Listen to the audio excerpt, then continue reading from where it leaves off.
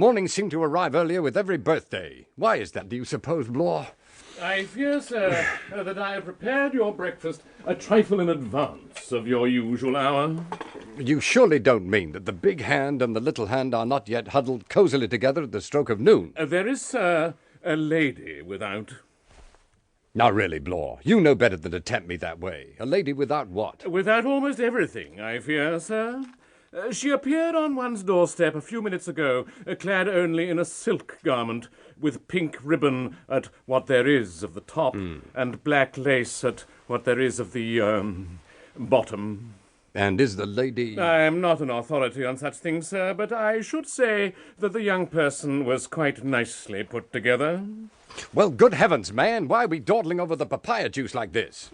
My dressing gown, forthwith, if you please. The one that matches my eyes. Here we are, sir.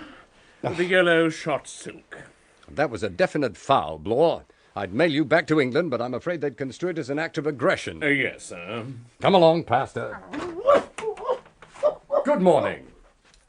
Good heavens. What have you done to her? She seems to have fainted. Now, take it easy, kid. You're with friends. I'm Dick George. I'm Ruth-Anne Rogers. Oh, Mr. George, you've got to help me. They're going to kill me. Oh. Yeah, out cold again. I wonder what causes that. Brandy, sir? Really? She doesn't look the type. Husband, would you say, Blore, or lover? Oh, husband, sir, decidedly. A lover wouldn't be so patient. In that case, I'll carry Sleeping Beauty to the bedroom, and you open the front door. Pastor will defend you from under the couch. If I hear shots, I'll lock myself in and call the cops. Thank you, sir. Don't mention it. Well, at last. I was beginning to think I'd have to use my key. Good morning, Blore. Good morning, Mrs. George. How nice to see you again. May I get you some breakfast? Oh, coffee would be wonderful. Colombian. My maid hasn't your touch with the grinder. Yes, madam. Why, Dora, darling. What an unexpected pleasure. And what an ingenious evening gown. So nice to see my money being well spent. Thank you, Dickie. Every time I sign a check, I think of you. I feel strangely moved. I do so like to support a good cause. And after all, if it wasn't for my alimony, you might throw your money away on something silly, like Blore's back wages. If he ever got what you owe him, he'd leave you in a minute. So you see, you have a great deal to thank me for. I'll tell my accountant. He will be surprised. Your coffee, madam. Oh, thank you so much. It smells delicious. Perhaps the young lady would care for some. Young lady, madam? Oh, Blore, darling, you know Mr. George never could keep a secret from me. Why do you think I bought the apartment next door?